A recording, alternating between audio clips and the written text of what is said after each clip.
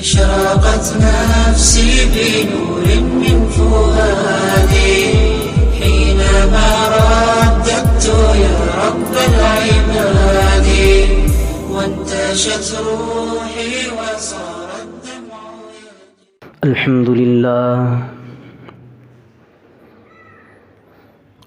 لله نحمده ونستعينه ونستغفره ونؤمن به ونتوكل عليه ونعوذ بالله من شرور أنفسنا ومن سيئات أعمالنا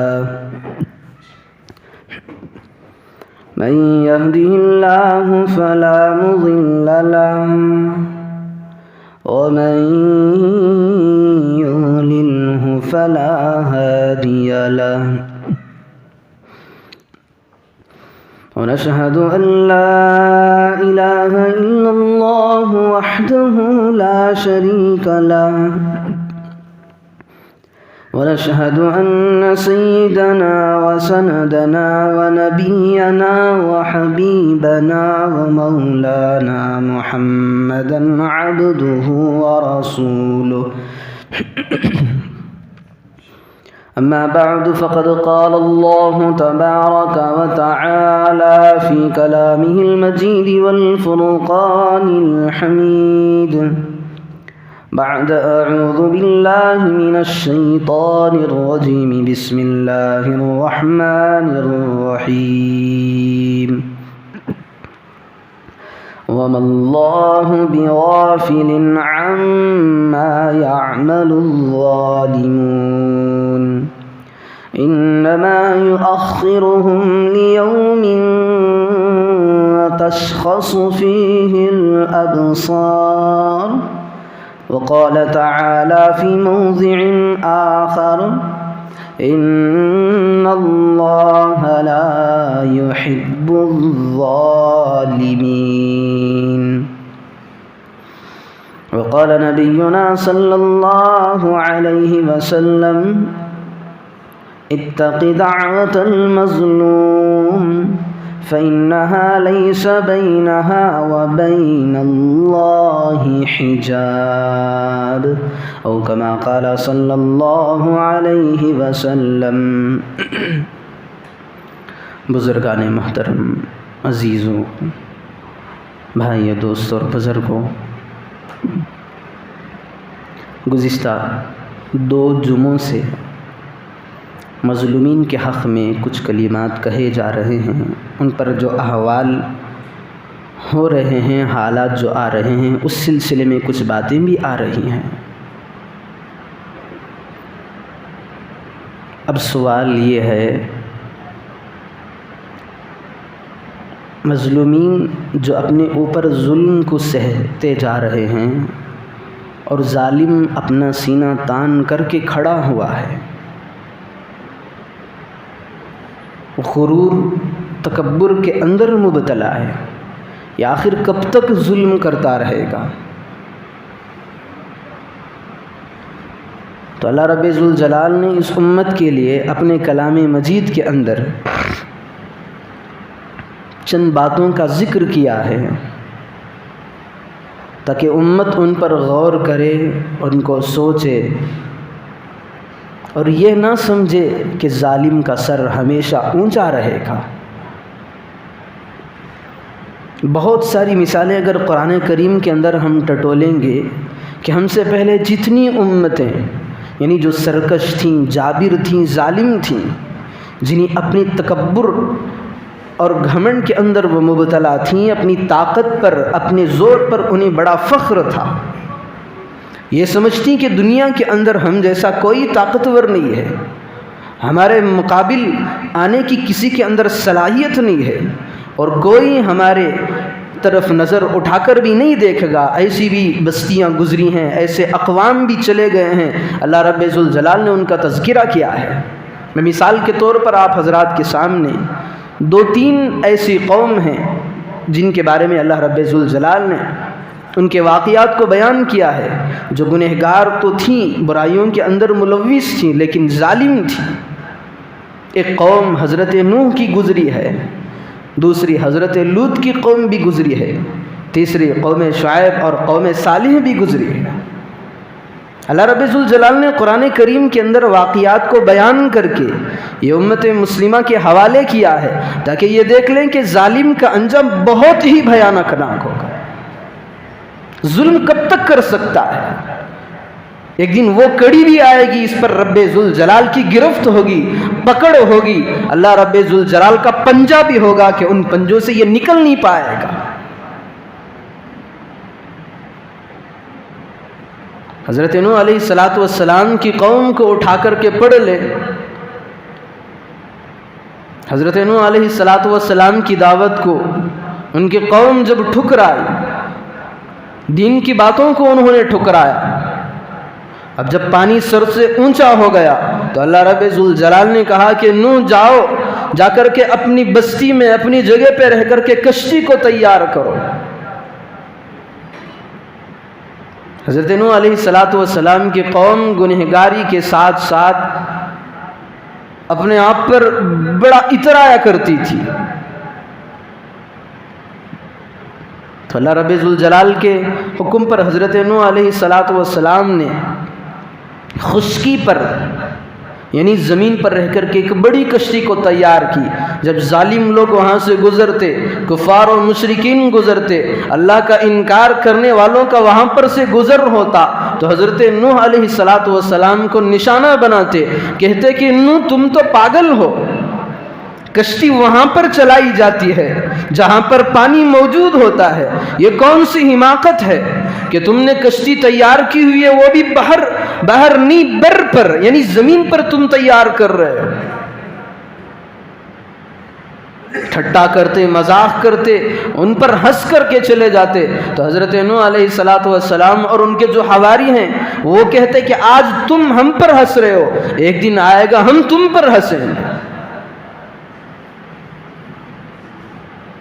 کیونکہ یہ قوم بھی ظالم تھی۔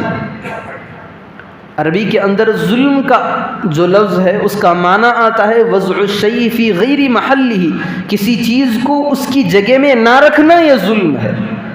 پیغمبر اللہ رب ذوالجلال نے اس امت میں بھیجا، تقاضا سارے انسانوں کا یہی تھا کہ اس دنیا کے جتنے بھی انسان ہیں، کفار و مشرکین ہیں، یہود و نصارہ ہیں، جتنے بھی قومیں ہیں، سب کے لیے تقاضا یہی تھا کہ اس پیغمبر پر ایمان لاتے، لیکن ساری دنیا نے، کفار و مشرکین نے میرے اور آپ کے آقا جناب محمد الرسول اللہ صلی اللہ علیہ وسلم کو ٹھکرا کر کے ظلم کے اندر مبتلا ہو گئے۔ صرف یہ نہیں کہ کسی کو مارنا ظلم ہے یا کسی کا حق دبا لینا یا حق سے زیادہ واپس لینا، یہ ظلم نہیں ہے۔ اللہ رب ذوالجلال نے قرآن کریم میں ظلم کے بہت سی چیزوں کو بیان فرمایا ہے، ان الظلم لشرک عظیم، ان الشرک لظلم عظیم، شرک بہت بڑا ظلم ہے۔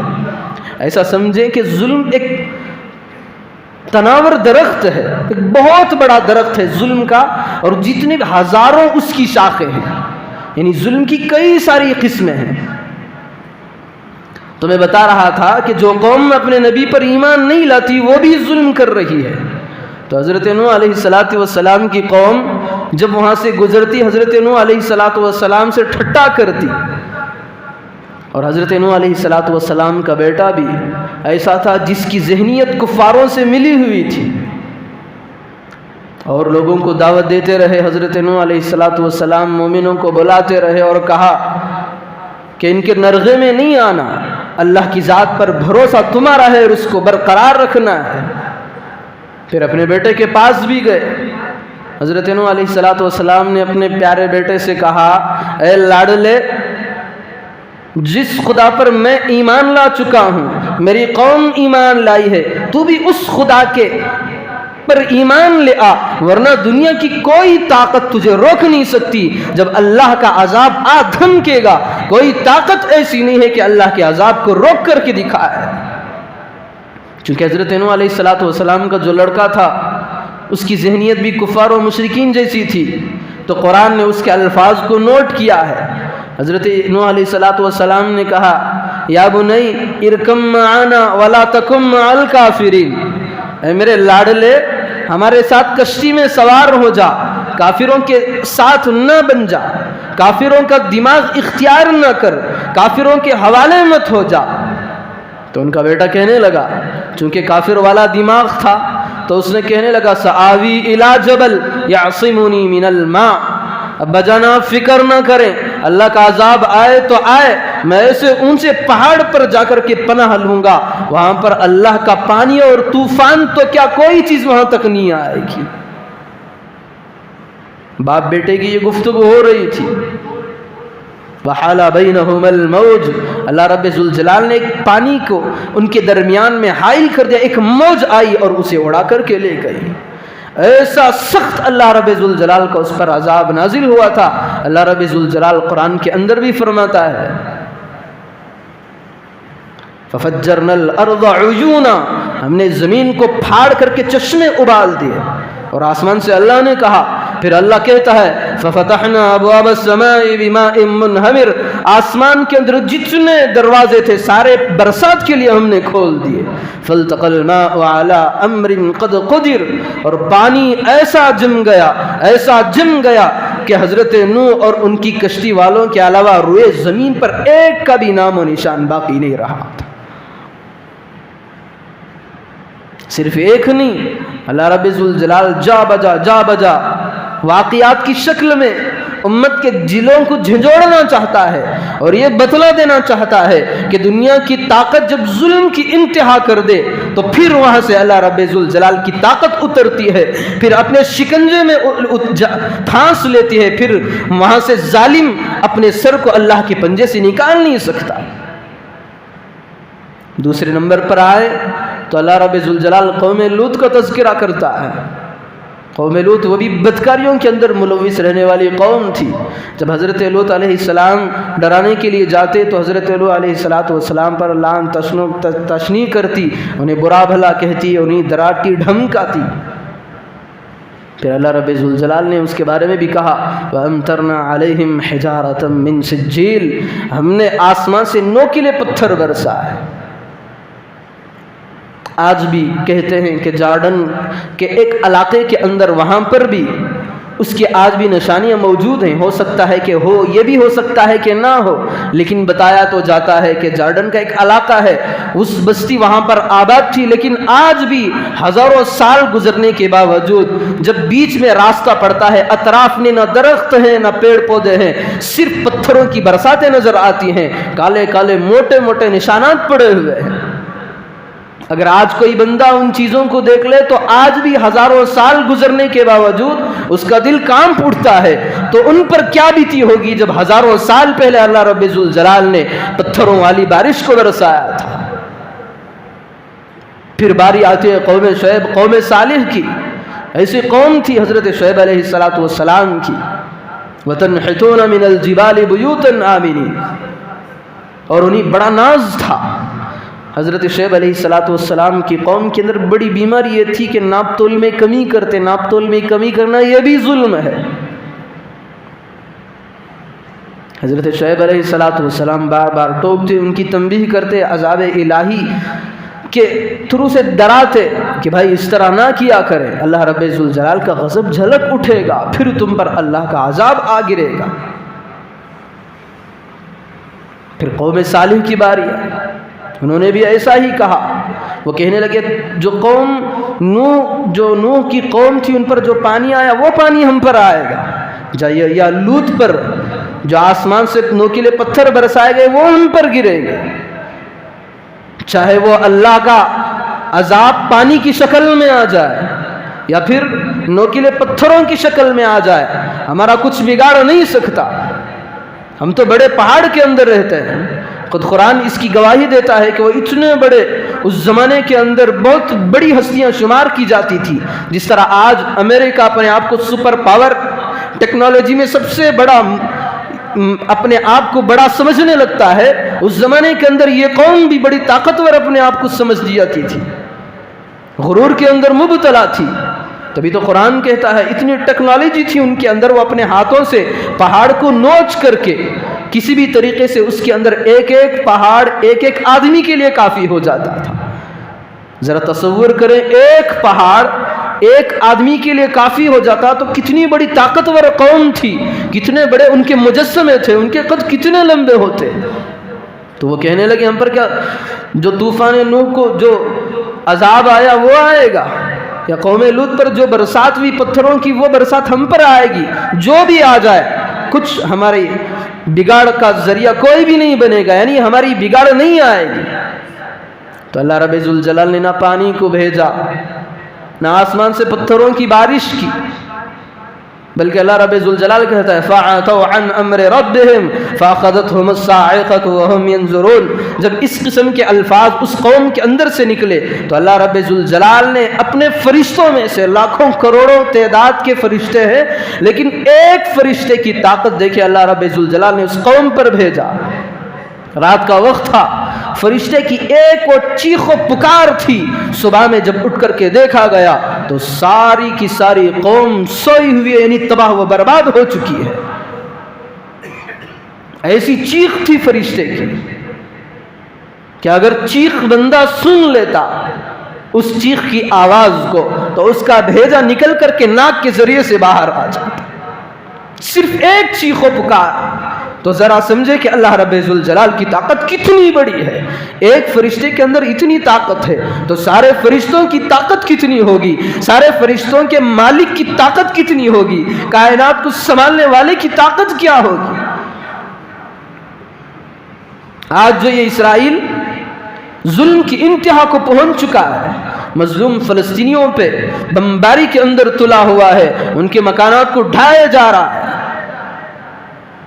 اللہ رب ذوالجلال ان سے بھی کہا ہے وَإِذْ نَجَّيْنَاكُمْ مِنْ آلِ فِرْعَوْنَ يَسُومُونَكُمْ سُوءَ الْعَذَابِ يُذَبِّحُونَ أَبْنَاءَكُمْ وَيَسْتَحْيُونَ نِسَاءَكُمْ وَفِي ذَلِكُمْ بَلَاءٌ مِّن رَّبِّكُمْ عَظِيمٌ. اے اسرائیل کی اولادوں، اپنے آبا و اجداد کو یاد کرو. آج جو اسرائیل ہے یہ پشتیں در پشتیں چلی آ رہی ہیں، ان کی اولاد ہیں جو ظلم پہ ظلم کرتی جا رہی ہیں، لیکن ان کے جو آبا و اجداد تھے ان کے بارے میں قرآن کہتا ہے یاد کرو اس وقت جب تمہارے باپ دادوں پہ کیا حالات تھے. فرعون کا زمانہ چل رہا تھا. اللہ کہتا ہے اِذْ نَجَّيْنَاكُمْ مِنْ آلِ فِرْعَوْنَ، ہم نے تمہیں بچایا ہے. آج یہ اسرائیل اللہ نے اس وقت ان کو بچایا، آج یہ مسلمانوں پر چڑھے ہوئے ہیں. اللہ کہتا ہے اِذْ نَجَّيْنَاكُمْ مِنْ آلِ فِرْعَوْنَ يَسُومُونَكُمْ سُوءَ الْعَذَابِ، بدترین عذاب کے اندر تمہیں ان فرعون والوں نے مبتلا کر دیا تھا.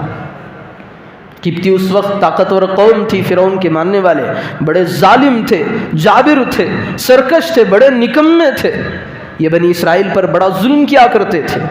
تو اللہ رب ذوالجلال ان اسرائیلیوں کو کہہ رہا ہے یاد کرو اس وقت تمہاری ایک حالت تھی، تم پر فرعون ظلم کرتا تھا، آج تم فلسطین والوں پہ ظلم کر رہے ہو. فرعون کیا کرتا تھا ان کے ساتھ، ان کے آبا و اجداد کے ساتھ؟ اللہ رب ذوالجلال نے اس کو بھی بیان کیا ہے یذبحون ابناءکم ویستحیون نساءکم. فرعون لکھا ہے کتابوں کے اندر سال کے اندر فرعون اور فرعون کے لشکر والوں نے 12,000 بچوں کا قتل عام کیا تھا. جس گھر کے اندر سے یہ آواز گونجتی کہ آج اس گھر کے اندر لڑکا پیدا ہوا ہے، وہاں پر فرعون کا لشکر گھستا، اس کو اٹھا کر کے اس کے سر کو اس کے تن سے جدا کر دیتا. یہودیوں پر ایسا ہوا ہے ایک زمانے کے اندر، حضرت موسیٰ علیہ السلام کے زمانے کے اندر. اللہ رب ذوالجلال ان کی حیثیت کو آج یاد دلا رہا ہے اِذْ نَجَّيْنَاكُمْ مِنْ آلِ فِرْعَوْنَ.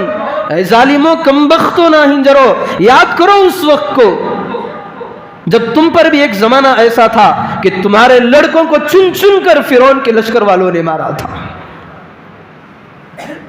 اور اللہ رب ذوالجلال ہم سے بھی ایک جملہ کہتا ہے وَفِي ذَلِكُمْ بَلَاءٌ مِّن رَّبِّكُمْ عَظِيمٌ. ایسی جب آزمائشیں آتے ہیں تو اللہ رب ذوالجلال کی طرف سے ایک تمہارا سخت کڑا امتحان ہوتا ہے.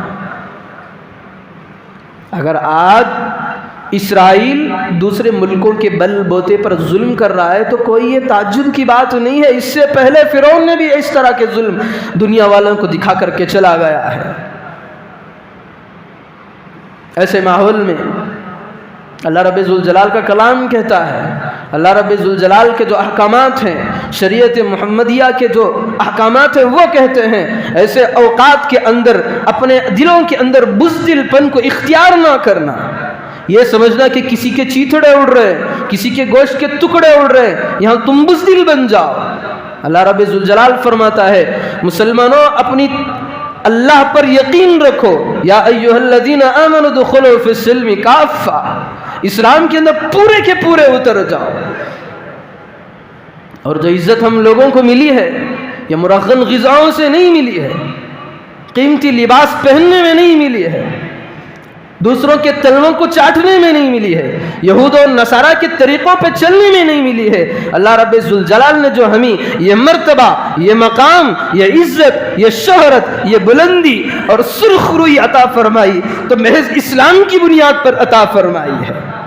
اللہ رب ذوالجلال کہتا ہے تم پر سارے ملکوں کے اگر لوگ حملہ آور ہو جائیں، تمہارے ایمان کو چھیننا چاہے، ضبط کرنا چاہے، تمہارے دلوں کے اندر سے خدا کی یقین کو واپس لینا چاہے تو لے نہیں سکتے۔ یہ اسلام اللہ کا نور ہے۔ خود قرآن میں اللہ رب ذوالجلال سورہ صف کے اندر کہتا ہے یریدون لیطفئوا نور اللہ بافواہہم واللہ متم نورہ ولو کرہ الکافرون۔ یہ یہود و نصارہ، کفار اور منافقین یہ چاہتے ہیں کہ اپنے منہ کے پھونک سے اللہ کے نور کو بجھا دے، اسلام کو مٹا دے، لیکن اللہ کہتا ہے واللہ متم نورہ ولو کرہ الکافرون۔ یہ لاکھ بھی کوشش کر لے لیکن اللہ رب ذوالجلال ان یہود و نصارہ کے روشنی کو ختم کر کے رکھے گا۔ کوئی طاقت مسلمانوں کے دلوں سے اسلام کو چھین نہیں سکتی جب تک کہ مسلمان کا یہ عقیدہ اور عزم مصمم ہونا چاہیے اور اس کا ہر یقین کا تار تار اللہ سے جڑنا چاہیے۔ یہ ایمان ہی ہے صرف، اللہ رب ذوالجلال نے اسے لا کر کے بیچ میں کہا ہے وَأَنْتُمُ الْأَعْلَوْنَ إِن كُنْتُم مُؤْمِنِينَ۔ تم سرخرو اس وقت ہو سکتے ہو، کامیابی تمہارے قدم چوم سکتی ہے، فتح تمہارے سر آ سکتی ہے، بشرطے کہ ان کنتم مؤمنین، تم صحیح طور پر ایمان والے بن جاؤ۔ تمہارا سارا یقین کا کنیکشن اللہ رب ذوالجلال کی ذات سے جڑا رہے۔ اب قرآن کھولیں، تفاسیر کی کتابیں کھولیں، احادیث کھولیں، کہیں پر بھی آپ کو یہ نہیں ملے گا کہ اللہ رب ذوالجلال مسلمانوں کی مدد کرے گا، کہیں پر بھی نہیں ملے گا۔ اللہ نے کبھی بھی یہ نہیں کہا وَأَنْتُمُ الْأَعْلَوْنَ إِن كُنْتُم مُسْلِمِينَ، نہیں کہا تم کامیاب رہو گے، تم مسلمان بن جاؤ، یہ نہیں کہا۔ ہم تو مسلمان ہیں پھر بھی ہم کو حالات کا سامنا کرنا پڑ رہا ہے، کیوں؟ اس لیے کہ ہم صرف مسلمان ہیں، ابھی تک ہمارا ایمان کامل قسم خدا کی نہیں ہے۔ اگر ہمارا ایمان کامل اور مکمل ہو جاتا تو آج جو حالات مسلمانوں پہ آ رہے ہیں، جس طرح بدر کے وقت بھی 313 لوگ اللہ کے نبی کو ماننے والے تھے، خدا کو ماننے والے تھے، ان پر بھی حالات آئے، حق اور باطل کی جنگیں ہوئی ہے۔ اس وقت جب مرد مجاہدین نے، جب اللہ کے ماننے والوں نے کفار کا سامنا کیا تو گاجر مولی کی طرح ان کی گردنیں اڑاتے گئے۔ یہ کون سی طاقت تھی؟ ایمان کی طاقت تھی۔ پھر اللہ رب ذوالجلال نے آسمان سے فرشتوں کو بھیجا کہ جاؤ ان مجھ سے رابطہ کرنے والوں کے حق میں مل کر بھی تم بھی ان کے ساتھ میں لڑنے کے لیے آگے بڑھ جاؤ۔ اگر ہمارا ایمان بھی اس طرح کا ہوتا تو آج اللہ رب ذوالجلال آسمان سے فرشتوں کو ہمارے حق میں بھیج دیتے۔ ساری دنیا اس کی نشانیں ہمارے اسلام پر ہے، لیکن افسوس ہے کہ ہم کچھ بھی نہیں کر سکتے۔ یہ ہماری بے بسی ہے، کم بختی ہے۔ صرف ایک چیز کی کمی ہے، وہ یہ کہ ہم نے اپنے اللہ سے اپنے کنیکشن اور تعلق کو بالکل قطع کر لیا ہے، کاٹ لیا ہے۔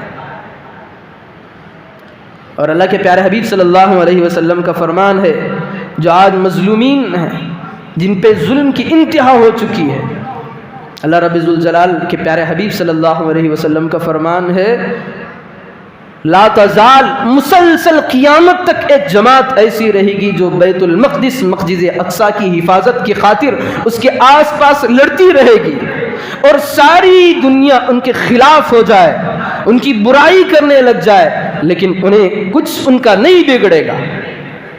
اب کہنے والے بعض عام نادان سے لوگ یہ کہتے ہیں حدیث میں تو یہ کہا جا رہا ہے کہ ان کا کچھ نہیں بگڑے گا، لیکن آج وہاں پر سب کچھ بدل چکا ہے، بگڑ چکا ہے۔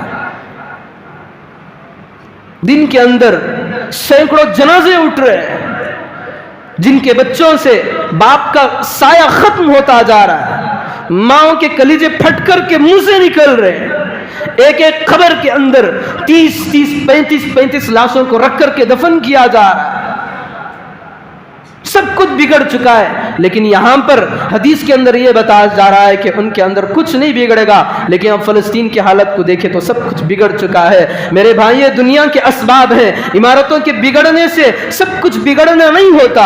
اگر ان کی عمارتیں ٹوٹ گئیں تو اس کا مطلب یہ نہیں کہ ان کی ساری چیزیں بگڑ گئیں، بگڑا تو وہ ہے جس کا ایمان بگڑ چکا ہے۔ آپ ذرا فلسطین والوں کے احوال کو دیکھیں، بچہ بچہ وہاں کا جس کے سینے کے اندر ایمان ہے، باہر سے مصر کے بارڈر سے وہاں پر پانی کی بوتل وغیرہ لے جا کر کے پہنچائی جا رہی ہے، وہاں کے لوگ کہہ رہے ہیں آپ کا پانی اپنے پاس رکھو، اللہ ہماری اس زمین کے اندر ہمارے لیے پانی کو نکالے گا۔ آج کی تاریخ پہ مسلسل 20 دن گزر چکا ہے، 7 اکتوبر سے آج 27 اکتوبر ہے، 20 دن کا عرصہ گزر چکا۔ آج غزہ اور فلسطین کی سرزمین قبرستان سے کم نہیں ہے، عمارتیں جو تھیں وہ ملبے کے اندر تبدیل ہو گئے، ہزاروں کی تعداد کے اندر بچے آج بھی لاپتہ ملبوں کے ڈھیر کے اندر چھپے ہوئے ہیں۔ ایسے ایمان رکھنے والے بڑے بچوں کے لیے سلام ہو کہ وہاں کی 6 سال کی بچیاں، وہاں ایک ٹرینڈ چل رہا ہے جو اپنے ہاتھوں کے اندر مہندی کو لگا رہی ہیں، مہندی چھڑا رہی ہیں۔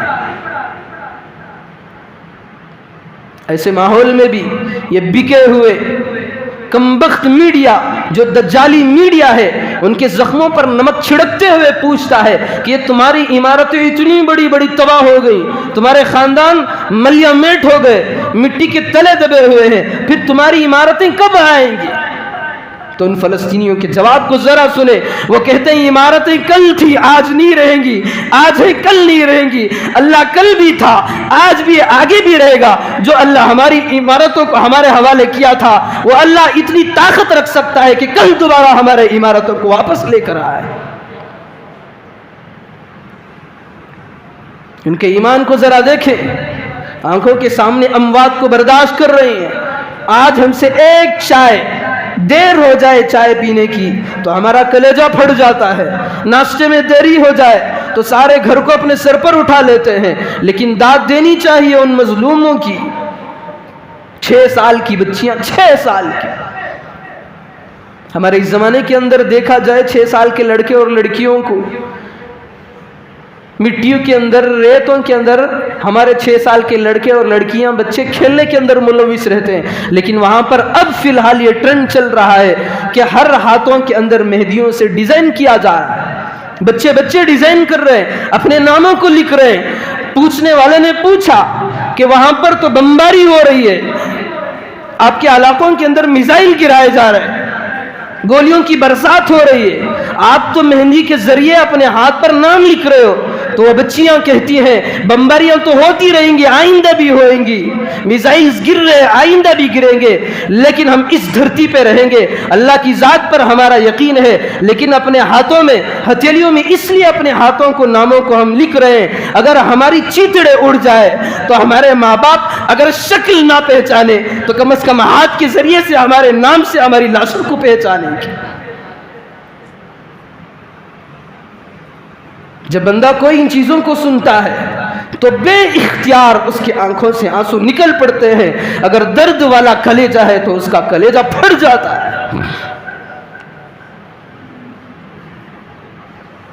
ذرا تصور کریں کیسے حالات ان پر بیت رہے ہیں،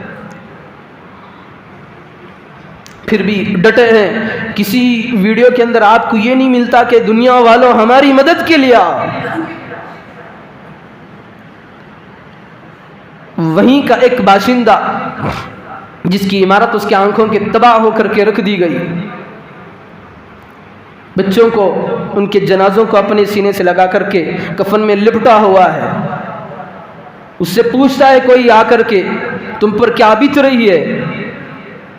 تو وہ مائک پکڑ کر کے کہتا ہے لَنَبْلُوَنَّكُمْ بِشَيْءٍ مِّنَ الْخَوْفِ وَالْجُوعِ وَنَقْصٍ مِّنَ الْأَمْوَالِ وَالْأَنفُسِ وَالثَّمَرَاتِ۔ یہ اللہ رب ذوالجلال کا فیصلہ ہے، خود اللہ کہتا ہے ہم تمہیں جانوں سے، تمہاری مالوں سے، تمہاری ذاتوں سے تمہیں آزمائیں گے۔ یہ چیزیں، ساری چیزیں اللہ نے دیا تھا، وہ اللہ کی امانت تھی، اب واپس لے رہا ہے، ہمیں کیا غم ہے؟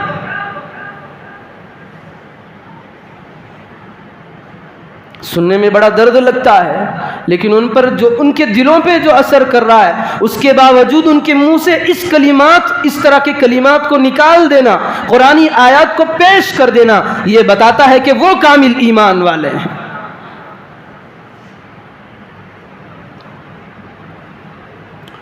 جب ایک وقت تھا، ہٹلر کا دور تھا، آپ ہسٹری اٹھا کر کے پڑھیں ہٹلر کی، 80-90% اس نے یہودیوں کو مار کر کے تباہ کر دیا تھا۔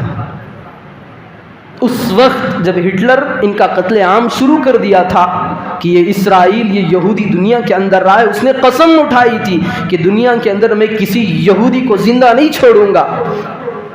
جب اطراف و اکناف سے اس پر دباؤ پڑا تو اس نے یہ اسٹیٹمنٹ جاری کیا کہ میں کسی کے خوف سے ان کو نہیں چھوڑ رہا، میں نے 80-90% ان کو قتل کر دیا ہے، بس چند لوگوں کو، چند یہودیوں کو چھوڑ رہا ہوں تاکہ تمہیں بھی پتا چلے میرے بعد یہ لوگ کتنے بڑے ظالم ہیں، یہ احساس ہو جائے، اس لیے میں چھوڑ رہا ہوں۔ تو آج اس ہٹلر کی بات صحیح ثابت ہوئی کہ آج ہٹلر تو چلا گیا، لیکن چند گنتی کے یہودیوں کو اس نے چھوڑا تھا۔ آج پورے سارے عالم کے اندر اس ملک نے، اس یہودی عالم نے سارے دلوں کے اندر خوف کو برپا کر دیا ہے۔ ایک زمانہ تھا جب وہ ہٹلر سے پناہ لینے کے لیے، یعنی جب ان کا قتل عام ہوا تھا تو یہ فلسطین کے علاقے کے ہی اندر آئے تھے، تو ان مسلم بھائیوں نے انہیں پانی پینے کے لیے دیا تھا، کھانے کے لیے کھانا دیا تھا، رہنے کے لیے مکانات دیے گئے تھے۔ آج وہی ظالم اپنی مدد کرنے والوں کا احسان کا بدلہ یہ دے رہے ہیں کہ جس نے ان کو پانی پلایا تھا آج اسے پیاسے مار رہے ہیں، جنہیں انہیں کھانا دیا تھا آج بھوکے مار رہے ہیں، جنہیں عمارت دی تھی رہنے کے لیے آج ان کی عمارتوں کو تباہ اور برباد کیا جا رہا ہے۔ اب سوال یہ ہے کہ ہم ایسے ظالموں اور ایک طرف کے مظلومین کے لیے کیا کر سکتے ہیں؟ ہے بھی کیا ہے آج ہمارے پاس ان کے لیے ہم کر سکے؟ بس 2 آنسو کے قطرے گرا سکتے ہیں اور دعا ان ناپاک ہاتھوں کو اٹھا کر کے بارگاہ الہی کے سامنے رکھ کر کے ان کے حق میں دعا کر سکتے ہیں۔ اگر ہمارے پاس کچھ بھی نہیں ہے، صرف ہمارے 2 آنسو کے قطرے اور یہ اٹھے ہوئے 2 منٹ کے ہاتھ، اللہ رب ذوالجلال کی بارگاہ میں یہ فہرست میں لکھا جائے گا کہ جہاں پر فلسطین والوں کے حق میں بہت سارے لوگوں نے کھانا بھیجے، بہت سارے لوگوں نے ان کی مددیں کی، ایک طرف ہمارا نام بھی اس طرف لکھا جائے گا۔ ان کے پاس دینے کے لیے کچھ نہیں تھے، بس اللہ رب ذوالجلال لکھ دے گا کم از کم ان لوگوں نے اتنا تو کیا ہے کہ ان بھائیوں کے حق میں اپنے 2 آنسوؤں کو انہوں نے اپنے ہاتھوں پہ گرایا تھا۔ بس اتنا تو کر سکتے ہیں، اور دعا کریں کہ اللہ رب ذوالجلال ان ظالموں کو تہس نہس کر دے اور مظلومین کو اللہ رب ذوالجلال سرخ روح عطا فرمائے اور ان کے حق میں فتح یابی کو لکھ دے۔ سنی ہوئی باتوں پر عمل کی توفیق عطا فرمائے۔ آمین۔ وآخر دعوانا ان الحمد للہ رب العالمین۔